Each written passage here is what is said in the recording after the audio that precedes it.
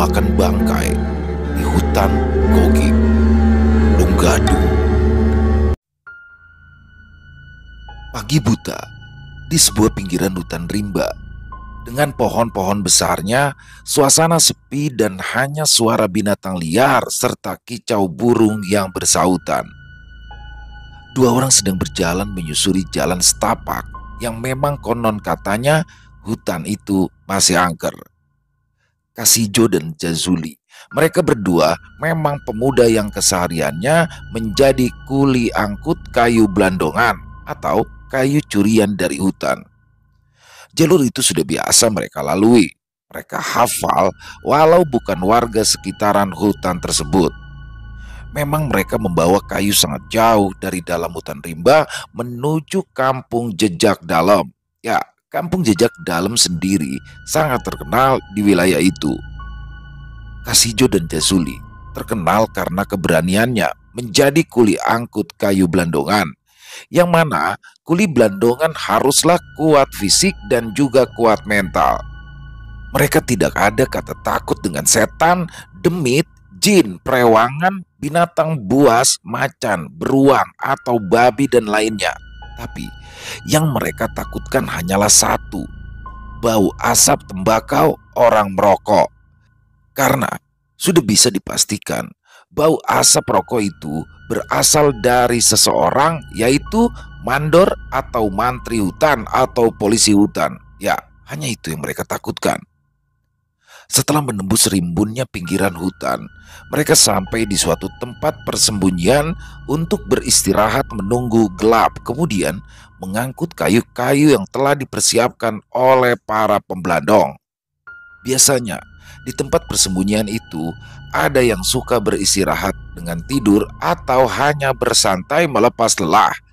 Sebagian ada yang suka kelayapan, iseng-iseng berburu binatang di sekitaran tempat persembunyian. Satu tempat persembunyian bisa diisi satu tim atau dua tim, dan satu timnya bisa terdiri dari 4 atau 5 orang. Biasanya mereka satu kelompok dari satu pembelandong.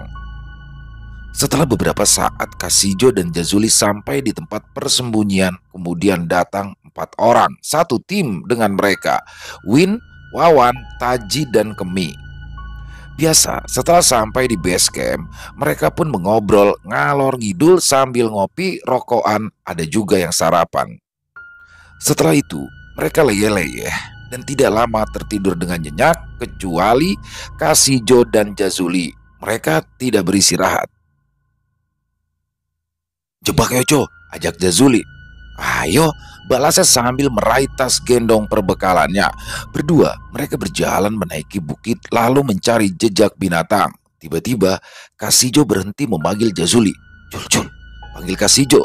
Tanpa menjawab, Jazuli menoleh mengernyitkan kedua matanya tanda bertanya. Tidak langsung menghampiri tetapi masih tegak berdiri sambil memutar tubuhnya Sijo. Ia terlihat berjongkok sambil memegang daun-daun yang ada di depannya. "Ini loh, bekas binatang," jelas Sijo. Baru kemudian Zuli mendekat. Di depan semak nampak daun-daun kering saling mengumpul melingkar sampai terlihat tanahnya. "Wah, anyar iki," Sijo menjelaskan. "Kira-kira binatang apa ya, Co?" tanya Zuli polos. Mereka berdiri dan memantau sekeliling. Tiba-tiba, "Siapa kamu?" tanya Kasijo kepada satu sosok yang berdiri di atas pohon besar yang tumbang. Sosok kecil itu tersenyum menyeringai. Entah kapan datangnya, sosok itu telah berdiri di sana.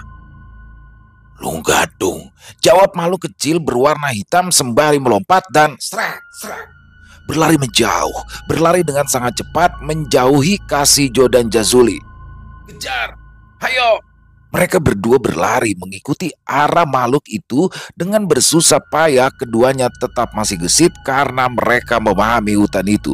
Tidak jauh mereka berlari, Kasijo mendadak berhenti sampai Jazuli menabrak tubuhnya. "Matane, matamu!" Seketika mereka berdua diam memandang ke depan. Sebuah kampung yang berderet rapi, gubuk-gubuk kecil dari dahan dan ranting-ranting kering. "Sejak kapan ada kampung ya, Jo?" tanya Zuli dengan nada heran.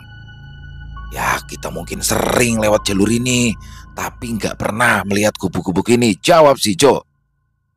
Mari, sini mampir, teriak satu sosok manusia bergaun berwarna wulung atau hitam keunguan yang mendadak keluar dari sela-sela gubuk. Seorang wanita berambut panjang terurai dan mulutnya lebar seolah seperti bekas disobek, hitam menggaris dari pipi kanan ke kiri. Gak mau lah Zul, bisik si Jo. Gak boleh gitu Jo, disuruh mampir ya harus mampir. Kalau enggak, nanti kamu dimakan Lunggadung, tegas Zuli. Seketika mereka berdua pun berjalan menghampiri sosok itu. Dipersilakan duduk. Tidak lama kemudian dari belakang berjalan wanita itu membawa daun seperti digunakan untuk membungkus sesuatu.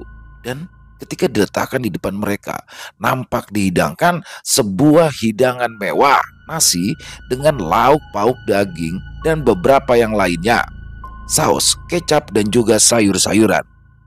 Ayo, silakan dimakan, ucap sosok wanita itu, kemudian tersenyum sangat lebar sampai terlihat taring giginya.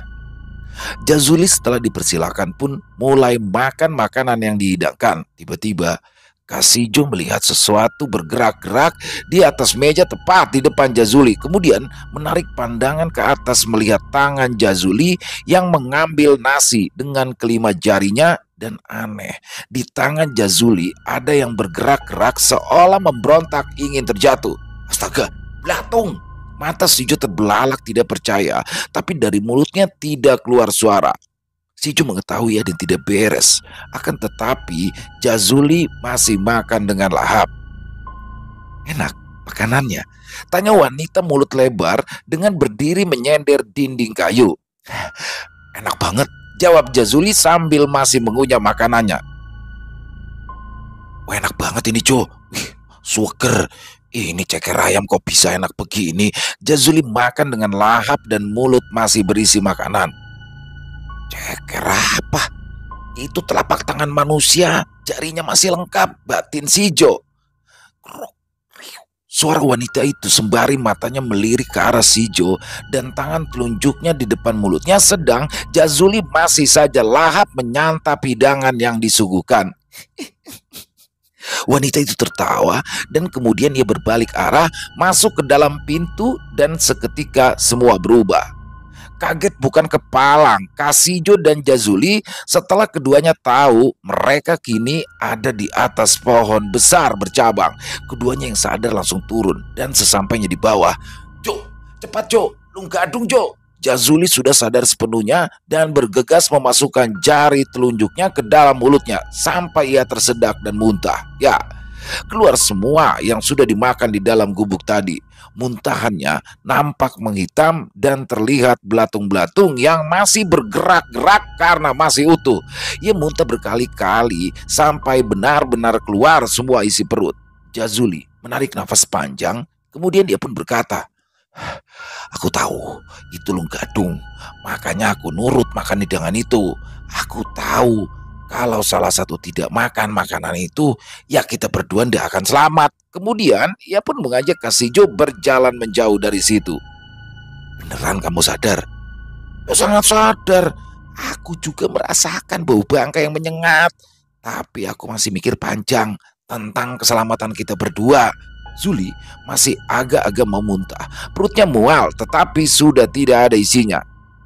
Untung kalian berdua tadi perginya.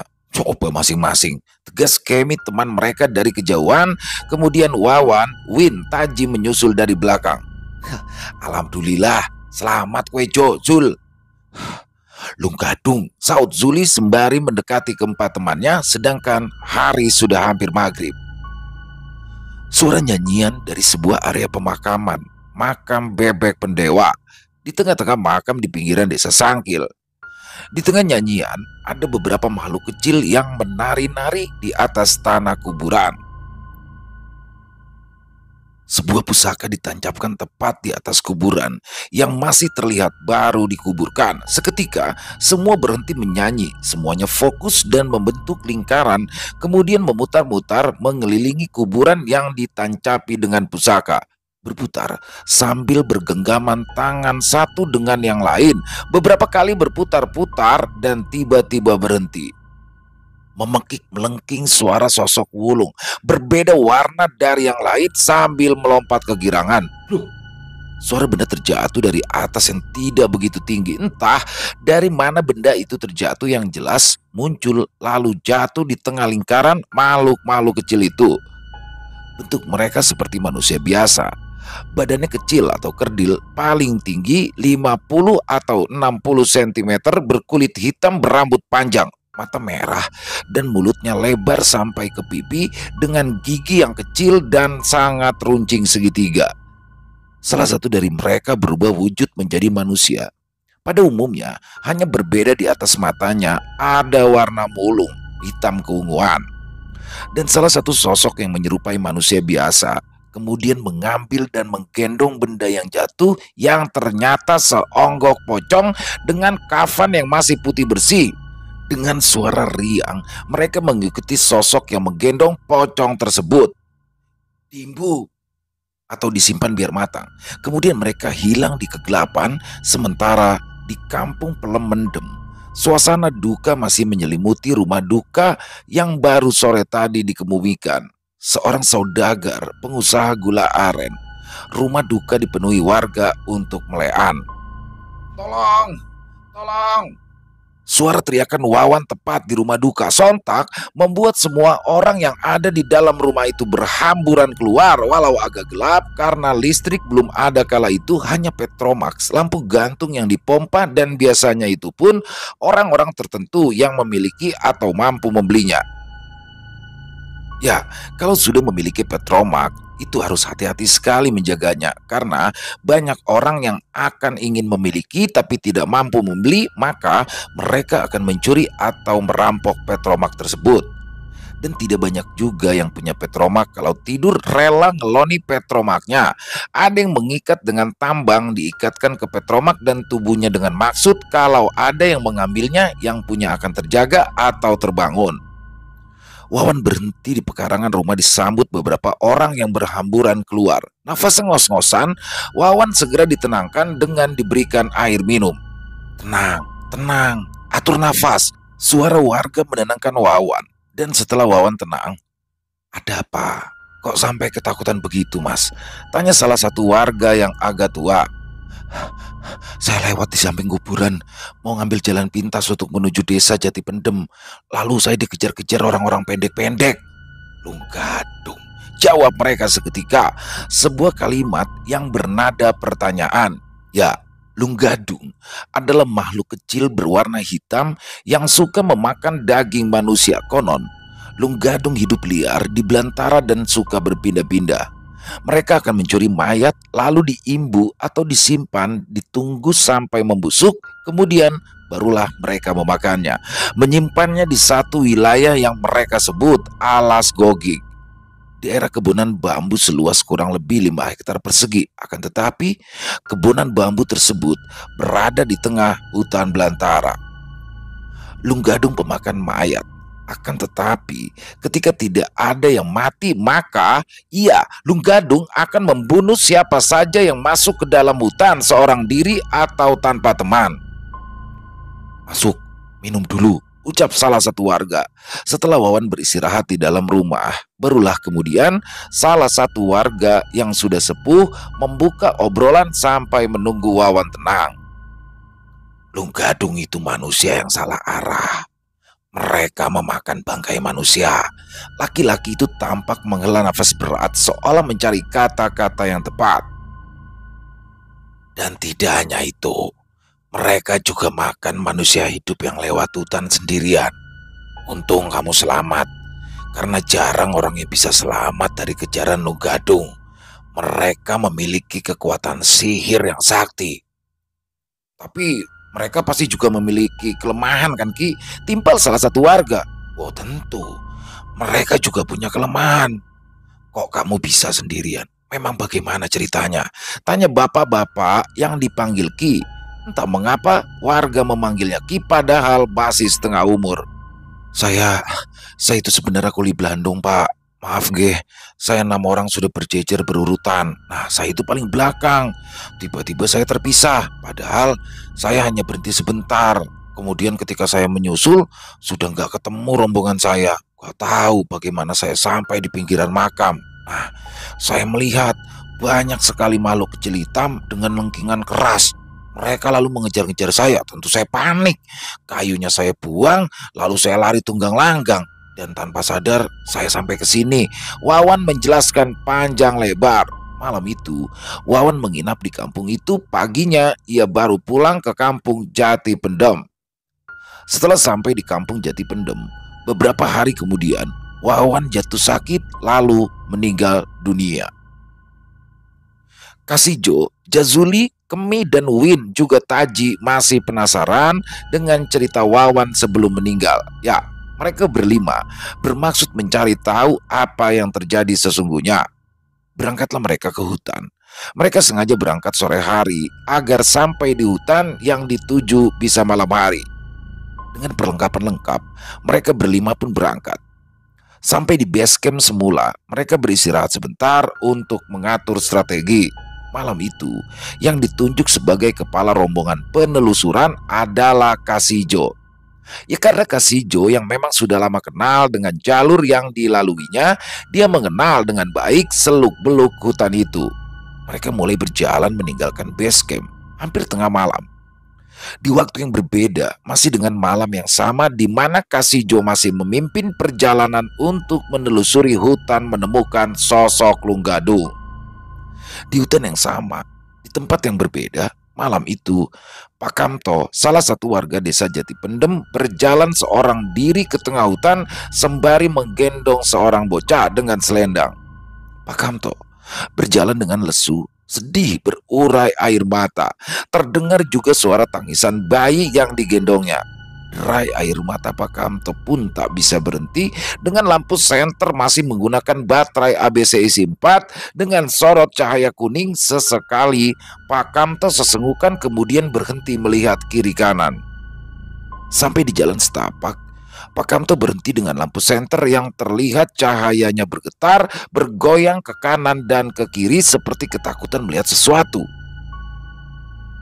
Sorot lampu senter tepat mengenai sesuatu berbentuk gaun yang menyentuh tanah, berwarna hitam kemilau keunguan. Lungga, suara Pak Kamto gagap ketakutan. Belum sempat mengarahkan sorot senter ke atas, suara yang mengintimidasi membuat Pak Kamto menggigil.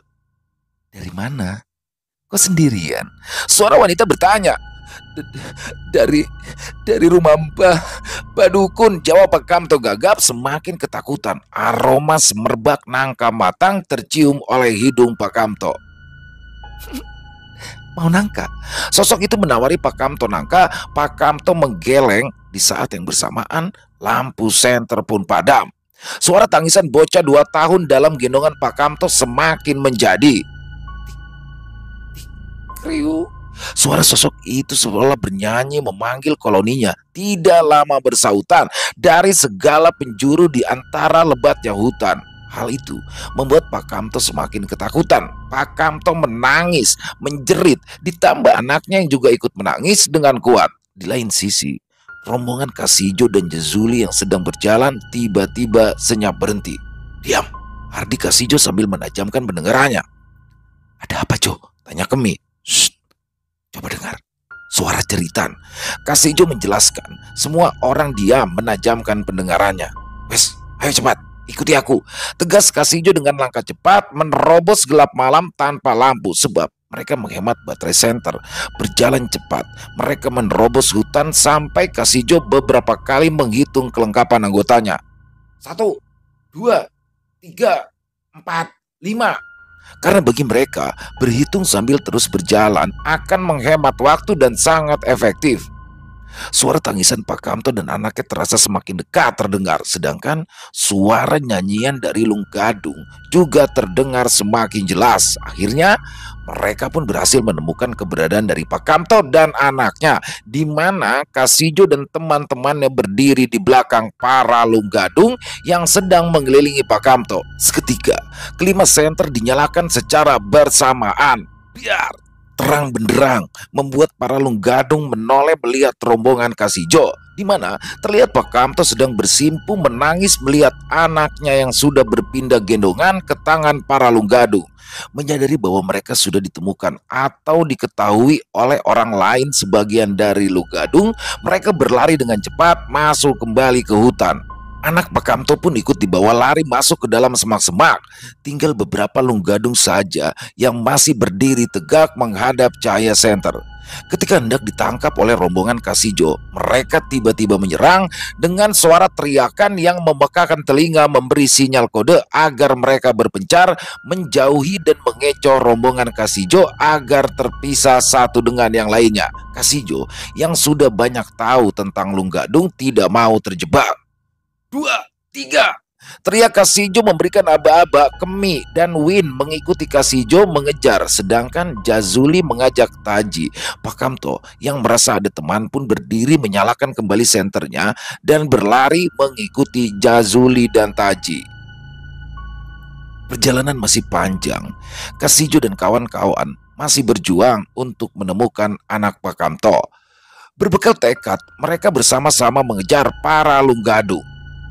Kita tinggal sejenak Jazuli dan Taji mencari jalan ke hutan Gogik. Sementara di lain jalur, tim Kasijo masih mengejar sosok Lunggadung. Terlihat keteteran tim Kasijo. "Asu!" teriak Kasijo dengan nada mengkis-mengkis, berusaha mengatur nafas. Begitu juga dengan Win dan Kemi, mereka terlihat sangat lelah. Jo, panggil Kemi. Kasijo hanya menoleh, memandang Kemi yang memanggilnya. "Minta air minum, Em," pinta Win sambil rebahan di semak belukar. Tanpa menjawab, Kemi memberikan sebotol air putih kepada Win. Sembari mengulurkan sebotol air putih dari botol plastik yang terlihat sudah usang. Suara Lunggadung terdengar dekat. Seketika Kasijo berdiri sembari mengangkat tas punggungnya. Tas di punggungnya lalu dicangklongkan ke pundaknya.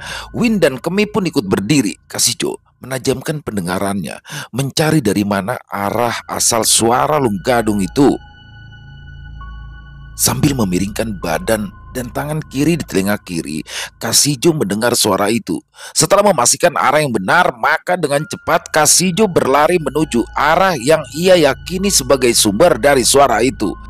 Gesekan antara celana dengan semak serta daun-daun kecil terdengar. Hutan begitu hening hingga setiap gerakan mereka terdengar sangat jelas. Bahkan suara patahan ranting kering yang mereka injak saat berlari pun bersahutan. Senter hanya digunakan dalam keadaan terjepit saja. Saat berlari mereka bertiga jarang menggunakan penerangan. Win dan Kemi terjatuh hampir bersamaan menghindari Kasijo yang berhenti mendadak. "Bajingan!" umpat Kemi kesal. Ya ampun, Win tak mau kalah. Umpatannya lebih keras dari Kemi. Kasijo hanya tersenyum getir, cengar-cengir, seolah tanpa ada rasa berdosa. Kasijo tidak memperdulikan umpatan Kemi dan Win. Kasijo langsung berjongkok sambil tangan kirinya menyentuh pohon besar. Tangan kanannya terlihat menunjuk ke bawah bukit. "Lihat itu," ucap Kasijo menunjuk satu arah. "Apa sih?" tanya Kemi dengan suara yang masih terdengar kesal. "Hutan Gogik," jelas Kasijo. "Jauh itu, Jo," Win menegaskan, matanya menerawang jauh memandangi hutan Gogik yang ditunjuk Kasijo. Ternyata hutan Gogik hanyalah cekungan seperti danau kering yang diapit hutan, dikelilingi bukit-bukit hutan jati. Hanya tanaman bambu petung bercampur bambu kuning yang cukup luas, terlihat tidak sama tingginya. Juga 4 pohon jati besar dan tinggi. Pohon jati itu posisi letaknya berdiri segi 4 seperti 4 pilar penyangga. Walau banyak yang kecil juga tetapi tidak setinggi yang 4. Mereka tinggal menuruni bukit maka akan sampai di hutan Gogik. Tiba-tiba Win melihat sesuatu. "Jo, lihat! Dari arah jam 2, teriak Win. Seketika Kasijo pun Kemi menoleh ke arah yang ditunjuk oleh Win. Terlihat 2 obor yang terbuat dari bambu berjalan dengan cepat. "1!" teriak Kasijo dengan kencang. Tiba-tiba 2 obor berhenti. "2!" teriak Kasijo lagi. "Dari mana?" teriak Kasijo. "Surga!" teriak yang membawa obor. "Cepat, Kem, "Win, itu Jazuli sama Taji," ucap Kasijo setengah berteriak, langsung melompat lalu berlari menuruni bukit, disusul oleh kedua temannya. Mereka berlari secepat mungkin dengan senter menyala, disambut Jazuli dengan sorot senter terus memberikan arahan di mana posisi mereka. Kasijo dan kedua temannya terus berlari, semakin mendekat hingga akhirnya mereka bertemu di satu titik. "Jul!" Kasijo meneriaki. "Aku kehilangan jejak anak itu. Bapaknya ngerepotin, pakai acara jatuh. Wah, akhirnya aku malah kehilangan jejak lu gadung," keluh Jazuli. Terdengar suara-suara aneh dari dalam hutan bambu, membuat kelimanya terdiam sejenak. "Hah, itu suaranya," Taji berbisik lirih. Semua mengangguk. Kasijo memimpin pasukan untuk masuk ke dalam hutan Gogik. "Bambu, oh, ini yang dikasih tahu tadi, Ji," ucap Jazuli. "Gogik," jawab Taji. "Gogik," saut Win pura-pura terkejut, walau sebenarnya hanya menyenangkan hati temannya. Kasijo yang berada di bagian depan tiba-tiba berhenti. Area di sekitar tempat mereka berdiri gelap pekat berkabut. Jarak pandang hanya beberapa meter saja. Sorot lampu senter pun tidak terlalu membantu. Tiba-tiba terdengar suara dari dalam hutan bambu. Masih terdengar kadang jauh, kadang dekat. Kasijo mulai kembali melangkah perlahan dan pasti. Kasijo di depan diikuti teman-temannya. 3 lampu senter. 1 mengarah ke depan, 2 menyamping. Sampai di satu titik lampu senter Kasijo berhenti. Lampu senter Kasijo menyorot sesuatu putih lusuh digantung di dapuran bambu. Dapuran artinya adalah segerombolan besar bambu yang berkumpul, atau satu gerombolan, satu dapuran bisa berisi 200 batang bambu. Mulai terdengar suara-suara aneh dari dalam hutan bambu. Suaranya bersaut-sautan dari arah yang berbeda, lebih jauh dari suara sebelumnya.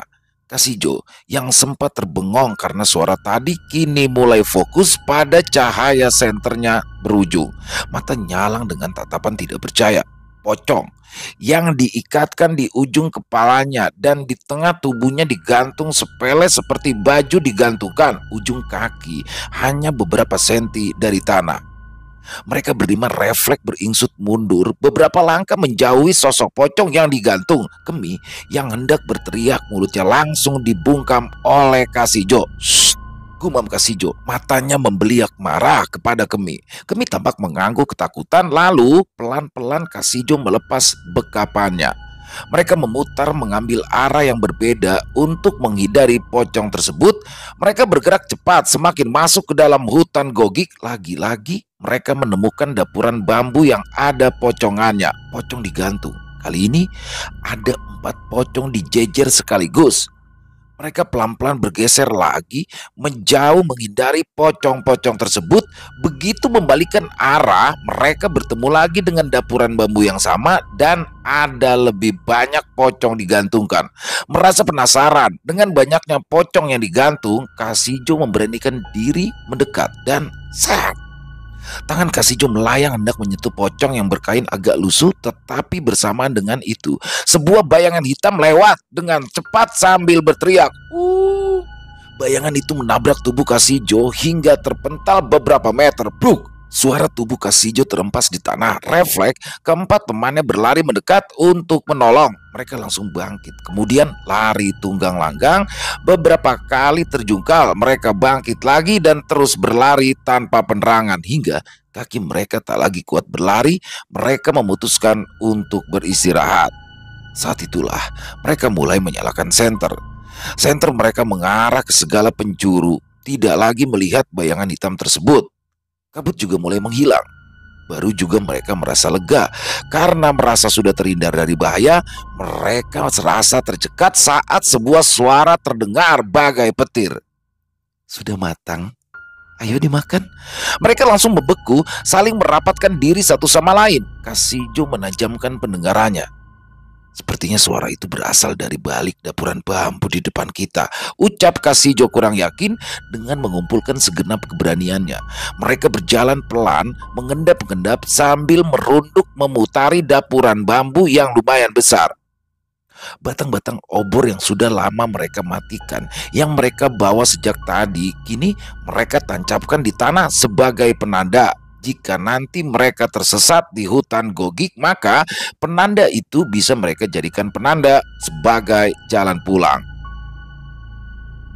Setelah berputar di arah 179 derajat, refleks mereka berhenti, mata mereka membulat sempurna. Kemi langsung jatuh terduduk sambil membekap mulutnya sendiri. Matanya langsung berair saking takutnya. Terlihat di depan mereka makhluk-makhluk hitam sedang berkumpul mengerubuti satu pocong yang digantung. Samar terlihat mereka nyuili atau mengambil sedikit demi sedikit dengan cara menarik bagian tubuh dari pocong itu.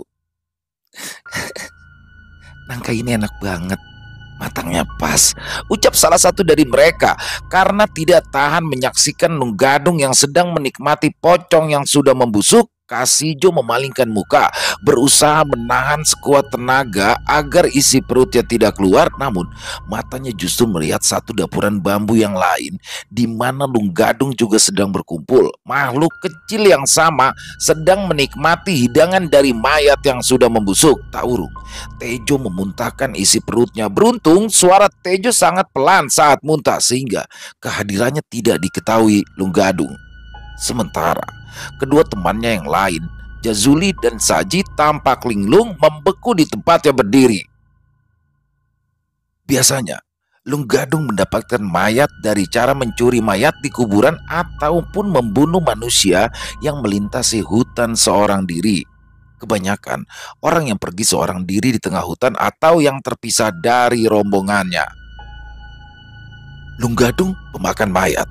Mereka menyimpan mayat-mayat di hutan Gogik dengan cara digantung di batang-batang bambu, dicentelke, disimpan biar membusuk baru kemudian dimakan bersama-sama.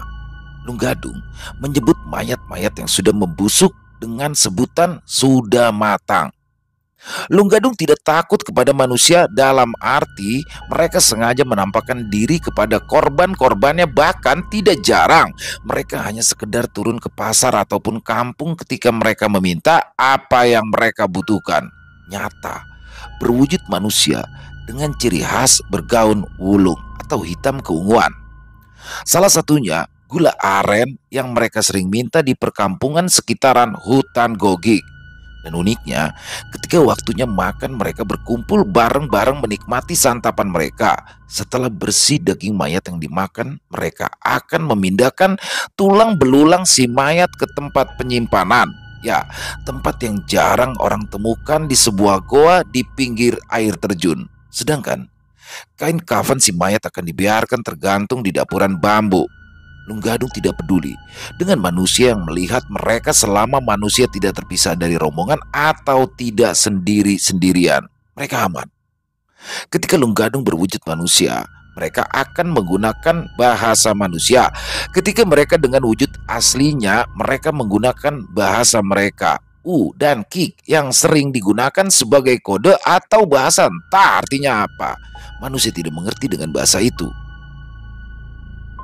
Dua ke samping Jul, memutar, ucap Kasijo lirih. Jazuli dan Taji memutari dapuran bambu. Setelah sampai di ujung lainnya, seketika itu Kasijo dan dua temannya bareng-bareng menyalakan senter menyorot ke arah Nunggadung. Biar terang benderang dan terlihatlah semua. Pocong yang telah disobek kainnya di depan dari bagian leher ke bawah sampai ke perut, terlihat keluar mayat yang sudah membusuk, berair, berwarna kehitam-hitaman, merah darah bercampur lendir kekuningan. Mereka memakan sedikit demi sedikit daging mulai dari kepala yang sudah terlihat tengkoraknya. Nunggadung yang sedang berkumpul menikmati mayat busuk tersebut, terlihat ada beberapa yang menyerupai manusia dengan mulut lebar, gigi runcing bertaring, kulit hitam legam di mulutnya. Terlihat jelas air kemerah-merahan serta lendir yang meleleh di sekitaran mulut. Sebagian ada yang berwujud asli, seperti bayangan hitam dengan mata belok besar, mulutnya lebar dan gigi bertaring. Tubuhnya seperti mengeluarkan rambut-rambut kaku yang lumayan panjang. Rambut mereka acak-acakan dan terlihat kaku seperti bendrat. Rasa mual serta munek-munek dirasakan kembali oleh mereka berlima. Mereka mencium bau seperti nangka busuk. Rasa kebal dan tebal di bagian belakang tengkuk mereka semakin menebal, mereka merasakan. Bergidik ngeri. Tiba-tiba saja mereka, Lung Gadung itu, berbalik arah Kasijo, Win, dan Kemi. Salah satu Lung Gadung berjalan pelan selangkah demi selangkah mendekat. Kasijo pun refleks berjalan mundur secara perlahan. Terdengar suara aneh dari Lung Gadung yang sudah siap untuk menyerang Kasijo dan juga kawan-kawannya. "Keluar!" teriak Kasijo memperingatkan teman-temannya. Kasijo mundur menghindari serangan Lung Gadung. Mereka berlarian menghindari serangan. Kasijo terpisah. "Jangan terpisah!" Mereka berteriak-teriak mengejar rombongan Kasijo. Dari berputar-putar melewati celah-celah dapuran bambu, zigzag terus berlari begitu menoleh ke belakang. Bajindul, makin banyak yang ngejar. Kemi berteriak. Ya, mereka, Lung Gadung, berlompatan ke kanan ke kiri. Suaranya makin riuh. "Aku suka petualangan," celetuk Win sambil berlari kencang. Rasa takutnya entah menguar kemana. Sampai akhirnya mereka bertiga, Kasijo, Win, dan Kemi bertabrakan dengan Jazuli dan Taji. Saking kagetnya, mereka pun saling berteriak. "Ah!" Sampai berkumpul menjadi satu rombongan. Sedangkan Lung Gadung sudah mengelilingi mereka. Mereka terjebak di tengah-tengah Lung Gadung. Ya, tidak ada jalan keluar. Jalan satu-satunya adalah bertarung. "Mati atau kita melawan," ucap Jazuli lantang. "Sama-sama mati," saut Kemi tak kalah sengit. Mereka mengeluarkan senjata masing-masing. Kasijo mengeluarkan golok, Jazuli mengeluarkan celurit, Kemi mengeluarkan belati, Win mengeluarkan sabit, Taji mengeluarkan karter. Kaget dengan senjata yang dikeluarkan oleh Taji. "Asu, senjata apa itu, Ji?" Win nyeletuk. "Tidak masalah, kita hitung saja yo. Siapa nanti yang paling banyak membunuh Lung Gadung?" jawab Taji mantap. Suara dari Lung Gadung semakin riuh, makin penuh berjubel. Hanya terlihat mata mereka merah sedangkan tubuhnya saling berdesakan menempel. Terlihat hitam di tengah kegelapan. Senter mereka masih dimatikan. Mereka memang terbiasa dengan kegelapan. Sewaktu mengangkat kayu biasanya mereka gelap-gelapan. Kalau terang sudah pasti akan terlihat polisi hutan. Dan entah atas komando dari siapa, tiba-tiba saja mereka menyerang dengan maju berjejer. Krak, cas. Suara senjata mereka mulai menebas, membabat dan menusuk serta menyayat. "Satu le, Win," teriak Taji. "Aku S4, saut Win. "Setan iki," teriak Jazuli tak kalah garang. Mereka mengamuk seperti banteng kelaparan. Sampai dari pihak Lung Gadung banyak yang jatuh terkapar seolah tak ada habisnya. Mereka terus datang merangsek sampai Kasijo dan kawan-kawan sudah setengah kewalahan. Mereka terus bertarung dengan tenaga yang tersisa. Hingga di satu saat mereka lengah, Lung Gadung menyerang ganas dari belakang dan menggigit mereka. Ada yang terkena gigitan di paha, ada yang terkena di tangan, di bahu, dan lainnya sehingga membuat mereka berlima kesakitan. Makin lama, mereka merasakan tubuhnya lemas, matanya mulai berkunang-kunang. Tubuh mereka terkapar sambil mengerang kesakitan, darah mengucur dari luka di tubuh mereka. Satu persatu tubuh mereka tumbang. Tubuh Jazuli yang pertama kali tumbang. Disusul Kemi tergeletak di sampingnya agak jauh. Win terlihat terkapar, begitu juga dengan Taji. Dan terakhir Kasijo bersimpu dengan kedua lututnya sebagai tumpuan. Suasana tidak lagi ramai dengan pertempuran. Lung Gadung mulai mengumpulkan tubuh lawannya. Ya, kelimanya telah dijadikan satu di bawah rindang bambu. Mereka mulai membungkus tubuh Kasijo CS dengan kain lusuh. Lalu mereka mulai menyeret kelimanya menuju ke arah dapuran bambu yang belum terisi dengan mayat-mayat. Mereka menyimpannya sebagai bahan makanan mereka. Siang harinya, mereka tersadar tubuh mereka sudah tergantung di bambu dengan tubuh yang sudah terbungkus kain lusuh. "Kemi!" teriak Kasijo memanggil temannya yang di situ. Kemi masih nampak belum sadar. Jo, panggil Win yang sudah tersadar. Jazuli pun terbangun dan membalas teriakan temannya.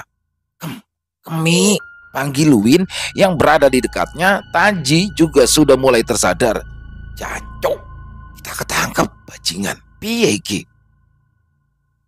"Ketemu," Teriak dari jauh, seseorang berperawakan kurus dengan rambut disanggul seperti seorang empu atau resi. Sontak saja kelimanya membalas teriakan itu. Tolong, tolong, kami di sini, woi, kami masih hidup. Ya, kelimanya diselamatkan oleh rombongan Bapurwadi. Semuanya mulai dilepaskan dan setelah itu mereka diberikan minum lalu dibacakan mantra oleh Bapurwadi. Kalian beruntung kami datang. Pak Kamto dan orang suruhanku segera mengabari tentang kalian yang mau menyelamatkan anak dari Pak Kamto. Ah, sekarang mana bayinya? Tanya Mbak Purwadi. Kami kalah. Kami tidak tahu kemana bayi itu dibawa, jawab Karsijo. Ya, pulihkan tenaga kalian. Kita cari lagi setelah ini, mumpung masih pagi. Kalau sudah gelap, mustahil kita menang melawan mereka, ucap Mbak Purwadi sambil melihat sekeliling. Mbak Purwadi datang bersama dengan rombongan 6 orang termasuk dengan Pak Kamto. Setelah semuanya memulihkan tenaga, mereka mencari senjata dengan menyusuri bekas seretan tubuh mereka. Lunggadung itu bukannya manusia. Mereka adalah siluman dengan kekuatan yang luar biasa. Sasak Bawono, pengendali makhluk goib di hutan ini. Jadi, kalian semua harus berhati-hati. Malam hari itu adalah puncak kekuatan mereka. Dan di siang hari seperti ini, mereka semua bersembunyi.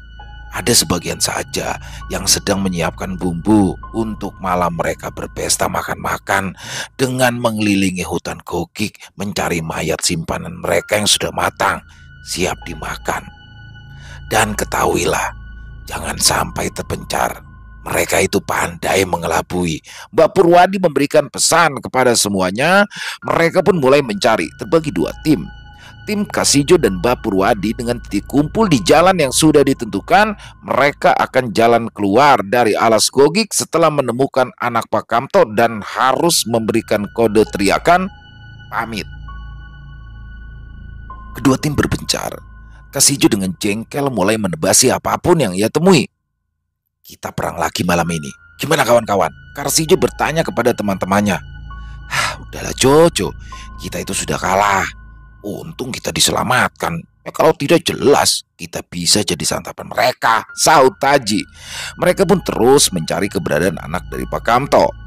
Mereka pun menemukan satu gundukan tanah seperti rumah rayap yang sudah lumayan membesar. Di sampingnya terlihat gulungan kecil, pocong kecil seperti kepompong. Mereka mendekati kepompong kecil dan terlihat darah menetes. Ya, darah yang masih segar. Sial, Karsijo mengumpat. Kemudian ia menebas ranting yang menggantung kepompong tersebut. Mereka melepaskan semua kain lusuh yang membalut kepompong kecil. Dan betapa terkejutnya setelah menyembul sebuah kaki kecil. Astaga, teriak mereka kaget. Dan bertambah kaget lagi setelah tahu kalau itu adalah anak dari Pak Kamto. Mereka segera membawa anak Pak Kamto menjauh. Kaget, setelah diperiksa denyut nadinya sudah berhenti, tetapi darah segar masih keluar dari hidung si bayi. Bajingan mereka, sadis. Ya kalau digantung terbalik seperti ini siapa yang tahan? Orang dewasa juga pasti mengeluarkan darah dari hidung dan juga mulutnya. Loh ini loh, bayi baru berumur 2 tahun. Sialan Lunggadung. Kemi meracau mengungkapkan kekesalannya. Setelah diperiksa, memang sepertinya sudah mati, tidak bergerak, tetapi masih lemas tangan dan kakinya. Karsijo, tolong dong, gimana ini? Kan kamu biasa kalau urusan begini. Jazuli mulai panik, kasihan, geram, dan marah. Mana bisa, Karsijo. Sudahlah Jo, cepat tolong anak kecil ini. Kesempatan hidupnya masih panjang. Masa depannya masih bisa dirubah oleh tangannya, ucap Win menambahkan. Kemi dan Taji pun menambahkan. Jo, pertimbangan lagi Jo. Berdoa, mintakan kesembuhan. Desakan dari teman-temannya Karsijo mulai gusar. Ya, tapi dengan satu syarat. Jangan pernah membicarakan ini di luar sana. Dan syarat satu lagi. Apa kalian rela andaikan aku ambil 1 tahun umur kita masing-masing, dan artinya bocah ini hanya hidup dari umur yang diambilkan oleh umur kita 5 tahun lagi. Kalau mau, Aku pun mau. Terang kasih Jo, semuanya mulai saling pandang, saling tanya dan bingung, tapi akhirnya mereka setuju. Baiklah Jo, kalau aku setuju, gimana? Hah? Semuanya gimana? Setuju nggak? Tanya aja Zuli. Setuju. Maka Kasijo pun mulai menuruti permintaan dari teman-temannya. Ia mulai membaca sesuatu dengan khusyuk dan suara tangisan terdengar seketika. Matanya terbuka dan membuat semuanya berucap, Alhamdulillah. Semua orang bernafas lega. Mau getih, sudah terlanjur. Dan kita masih hidup. Itu artinya kita masih hidup di atas 1 tahun. Kalau kita jatah matinya 2 tahun lagi, artinya hidup kita tinggal 1 tahun. Ya, mau getih adalah ilmu sakral yang tidak semua orang punya. Ini terpaksa. Kalau kalian tidak ada yang minta, aku ora sudi. Jelas Karsijo seketika bau nangka matang tercium dari sekitaran membuat mereka sangat waspada. Ya, keberadaan mereka sudah dekat. Mereka mengendus bau nangka busuk dan itu berasal dari gundukan tanah. Tepat dari dalam sini sumber baunya. Kemi berkata lirih, semua mengangguk mengiyakan pelan. Mereka mendekati gundukan mendengarkan dengan seksama. Oh iya di sini, lirih suara Jazuli memberitahukannya dengan menunjuk ke bawah gundukan tanah lalu semuanya mundur dan menjauh beberapa meter ke belakang. Pamit, teriak Karsijo dengan keras. Pamit. Respon dari tim Bapurwadi membalas. Jarak tidak jauh, mereka pun sudah kembali berkumpul menjadi satu rombongan. Mana? Mana? Pak Kamto dengan semangat bertanya, anaknya pun diperlihatkan, semua orang tampak bahagia. Pak Kamto pulang saja. Ini biar diantar 2 orang lainnya tetap di sini. Nanti kalau kemalaman pulang lewat jalan saja. Hati-hati, langsung ke rumah, jangan lewat hutan lagi. Pesan Bapurwadi, Pak Kamto dan 2 orang yang ditugaskan mengantar Pak Kamto segera meninggalkan lokasi. Sekarang, kita pulang ke tujuan masing-masing. Semuanya sudah selesai. Jangan usik mereka.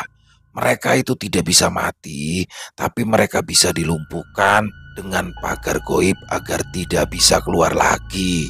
Ucap Bapurwadi. Yah, tapi kita serombongan sebenarnya mau sekali lagi bertarung, Pak. Gimana dong? Kasijo nyeletuk, yang lainnya saling pandang, bingung, bercampur ngeri. Kasijo lalu ngeloyor pergi sambil tersenyum semaunya. Orang-orang pun mulai tersadar bahwa mereka sedang dikerjai Kasijo. Waso, ucap teman-temannya sambil mengikuti Kasijo. Selesai. Wow, luar biasa. Kisah dari Mas Katon yang begitu menarik dan dibesut ya oleh Nasura 2101. Kolaborasi 2 penulis hebat menghasilkan karya yang luar biasa. Ini parah nih kisahnya. Lunggadung, sosok makhluk gaib pemakan bangkai itu mengerikan banget ya. Jadi hutan Gogik ini di Jawa Tengah ya. Mungkin teman-teman ada yang tahu. Dan memang makhluk ini makhluk langka yang sulit untuk dijumpai, tapi sekalinya sudah berjumpa, weh kelar deh. Jangan sampai ya teman-teman. Dan ini kisahnya bener-bener apa ya, alurnya kayak nggak ada putusnya nih horornya nih. Jadi dapat banget horornya, misterinya dapat banget. Dan salut deh sama Kasijo CS ya, yang berani ngejar-ngejar. Kalau kita kan harus dikejar-kejar, ini ngejar-ngejar nih. Dan endingnya juga lucu, keren-keren. Intinya keren banget kisah-kisah dari Mas Katon ya, selalu menampilkan kisah-kisah yang genre horornya itu kayak ngejar banget gitu. Keren banget dan menambah pengetahuan juga ya, referensi tentang makhluk-makhluk mitos-mitos di Nusantara. Dan ini Lunggadung, saya pribadi baru tahu ya tentang Lunggadung ini. Jadi digantung dulu di atas pohon setelah jadi mayat berapa hari dan dinyatakan dengan kode nangka yang sudah matang baru dimakan bareng-bareng gitu ya. Makannya bareng-bareng dicuili gitu. Serem banget. Dan semoga kisah barusan bisa menghibur hati teman-teman semua. Dan semoga juga ada hikmah baik yang bisa kita ambil dalam kisah barusan ya. Kalau saya melihat di sini adalah sistem kegotong royongan ya. Jadi ternyata mungkin kalau ya kita nggak bakal berani lah ya. Saya pribadi nggak bakal berani gitu. Mengejar makhluk-makhluk makhluk aneh itu di dalam hutan di tengah kegelapan, tapi karena demi menolong anak kecil. Oh iya, uh, ada mau getih ya. Jadi di sini Kasijo ini percaya sama teman-temannya memiliki ilmu mau getih, yaitu memberikan nyawa, ya, memberikan kehidupan. Kayaknya mungkin ilmu langka ya. Tapi kembali lagi percaya atau tidaknya kami kembalikan kepada teman-teman. Jadi saweran tuh kayak saweran urunan umur luar biasa banget. Tapi di situ yang poinnya yang saya lihat adalah keikhlasan ya. Terlepas dari apapun, terlepas dari percaya atau enggak teman-teman semua, tapi poin yang saya lihat di situ adalah keikhlasan dari kelompok mereka, demi anak kecil itu bangun lagi, mereka rela memberikan 1 tahun umurnya. Itu poinnya adalah itu sih, kalau dengan keikhlasan apa ya, sodako ya sodako umur. Tapi terlepas dari apapun itu, keikhlasannya yang saya lihat. Jadi semoga kisah tadi bisa menghibur para pecinta penikmat horor, lebih khususnya lagi kepada para subscriber dari channel Ilo Bercerita. Dan yang punya komentar lain silakan bisa ditulis di kolom komentar ataupun sekedar saling menyapa. Insya Allah kami akan membalasnya satu persatu. Kami juga ingin mengucapkan terima kasih kepada seluruh teman-teman yang sudah selalu setia mendukung channel kami, yang sudah selalu setia hadir di setiap konten-konten kami. Karena kehadiran teman-teman lah kami selalu bersemangat berkarya di setiap harinya. Buat yang suka dengan video barusan bisa diklik tombol like-nya, tombol jempolnya, boleh juga di-share link videonya ke teman-teman yang lain. Dan buat yang belum subscribe, yuk diklik tombol merah subscribe-nya, jangan lupa lonceng notifikasinya dinyalakan agar teman-teman selalu mendapatkan notifikasi dari konten-konten yang akan kami upload selanjutnya. Untuk channel Ilo Bercerita ini kami upload di setiap malamnya, setiap jam 9 waktu Indonesia bagian Barat. Dan buat teman-teman mungkin yang punya kisah horor misteri ya, yang berkenan apabila dibawakan di channel kami, silakan bisa mengirimkannya ke nomor telepon yang ada di bawah sini. Dan bebas ya, dalam bentuk tulisan boleh, dalam bentuk audio boleh, atau rekaman suara, senyamannya teman-teman aja. Dan untuk Mas Katon maupun Nasura 2101 ditunggu lagi nih kolaborasi unik keduanya untuk karya-karya yang lebih seru lagi pastinya. Dan di akhir kata saya mengucapkan permohonan maaf apabila mungkin dalam pembawaan kisahnya tadi ada kata-kata saya yang kurang berkenan ataupun ada kata-kata saya yang salah. Saya mohon dibuka pintu maaf yang seluas-luasnya. Sampai berjumpa lagi di konten-konten kami selanjutnya, yang pasti tidak kalah serunya, yang pasti tidak kalah horornya. Masih bersama saya Ilo di channel Ilo Bercerita. Salam sehat, sukses selalu untuk kita semua. Amin, amin ya robbal alamin. Wassalamualaikum warahmatullahi wabarakatuh.